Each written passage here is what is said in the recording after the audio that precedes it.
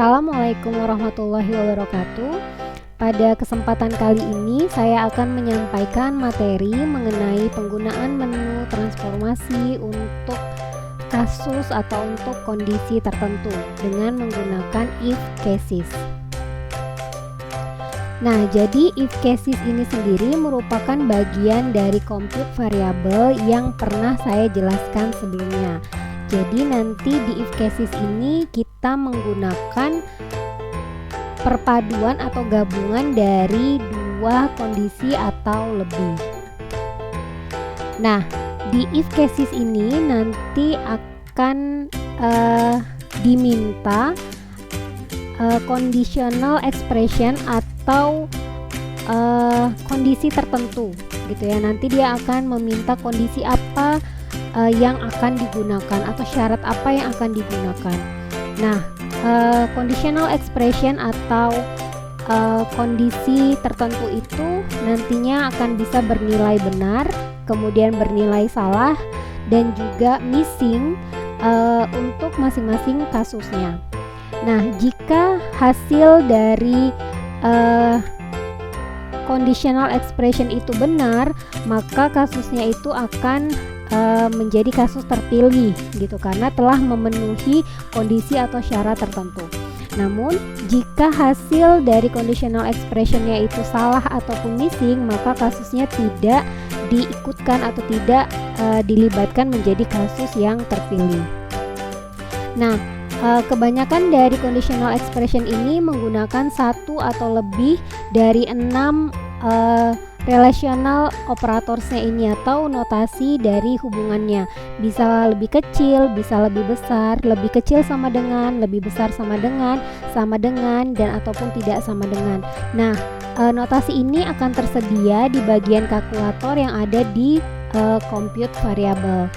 Kemudian conditional expression ini dapat melibatkan variabel bentuk nama, kemudian konstanta, kemudian operator aritmatik, kemudian bentuk angka atau numerik, kemudian fungsi gitu ya, kemudian variabel logis dan juga gabungan dari notasi untuk hubungan ini. Nah, kita akan lanjut ke dalam praktik penggunaan SPSS. Kita nanti menggunakan dataset transformasi yang sudah disediakan di kolom deskripsi. Nanti kita akan membuat variabel baru yang namanya adalah variabel risiko.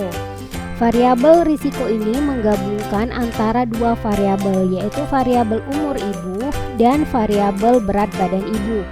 Nanti akan dikategorikan menjadi risiko tinggi, kita beri kode 1, dan risiko rendah kita beri kode 0. Nah, risiko tinggi di sini kondisinya atau syaratnya adalah ibu yang berumur di atas 30 tahun dan berat badannya di bawah 50 kg. Nanti ibu dengan kondisi ini akan terkategorikan menjadi risiko tinggi. Kemudian selain kondisi tersebut, maka ibu akan dikategorikan menjadi risiko rendah. Jadi, risiko tinggi ini ada kondisi atau syaratnya yang harus dipenuhi oleh ibu yang nantinya akan terkategorikan atau akan masuk ke dalam kategori risiko tinggi.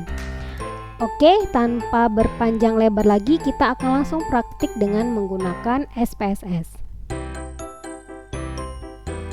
Ini adalah dataset transformasi yang sudah diberikan di kolom deskripsi. Di sini ada variabel umur ibu dan juga ada variabel berat badan ibu. Kita akan membuat variabel baru yang bernama variabel risiko.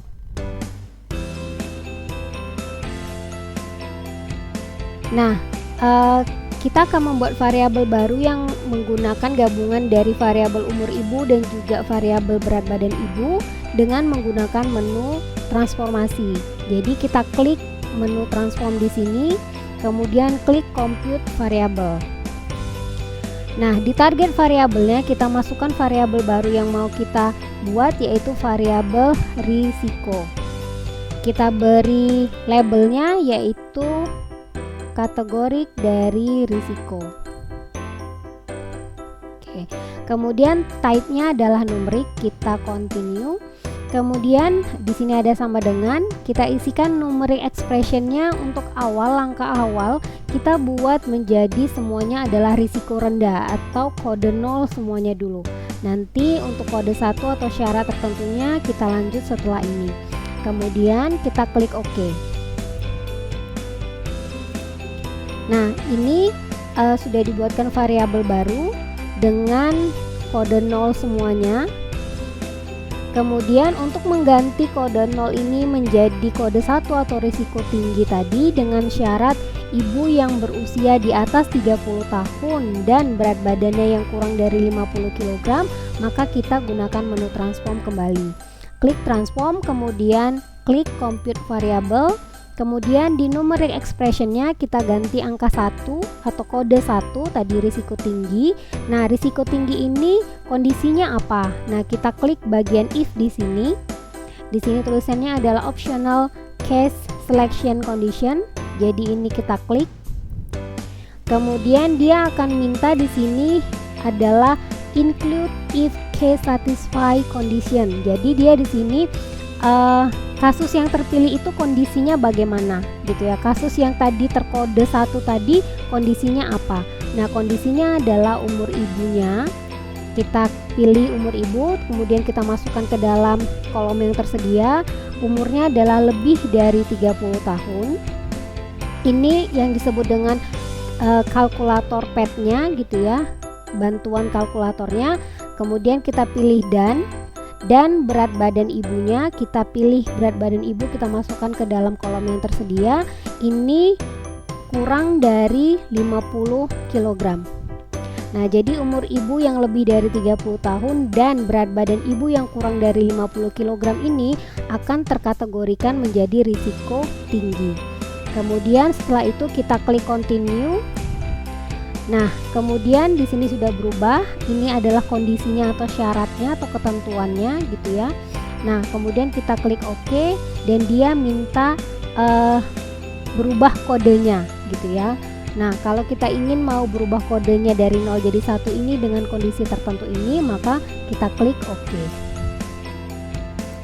Nah, setelah itu kita cek data view-nya. Di sini sudah berubah menjadi 1. Kondisinya adalah usia ibu lebih dari 30 tahun, berat badannya yaitu kurang dari 50 kg. Ini juga sama. Kemudian ibu ini usianya 32 tahun, berat badannya kurang dari 50 kg. Maka dia terkategorikan menjadi resiko tinggi. Kemudian kita klik variable view, kita rubah, kita beri keterangan untuk kode 1 itu apa. Sini kita kasih 0 yaitu risiko rendah, enter. Kemudian 1 yaitu risiko tinggi, kemudian enter. Kemudian kita OK. Karena tadi kita memberikan risiko rendah dan risiko tinggi, maka di sini boleh kita kategorikan menjadi skalanya adalah ordinal. Nah, ini adalah hasil dari kita menggabungkan dua variabel yaitu umur ibu dan berat badan ibu dengan menggunakan bantuan if cases. Ini hasilnya. Oke, bisa teman-teman lihat di sini hasil dari kita menggabungkan dua variabel tersebut.